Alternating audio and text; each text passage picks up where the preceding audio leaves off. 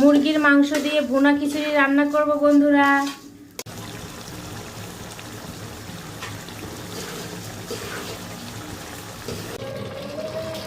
তো দেখো জলটা শুকিয়ে গেছে। এখন আমি যে মাংসটা রান্না করে রেখেছিলাম, রান্না করা মাংসটা দিয়ে দিব।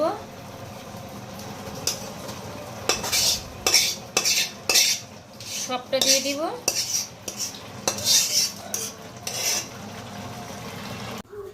ওয়েদার ডিমান্ড, প্রচুর বৃষ্টি হচ্ছে বাইরে, আর এই সময় ঘরে তৈরি করলাম ভুনা খিচুড়ি, মুরগির মাংস দিয়ে ভুনা খিচুড়ি।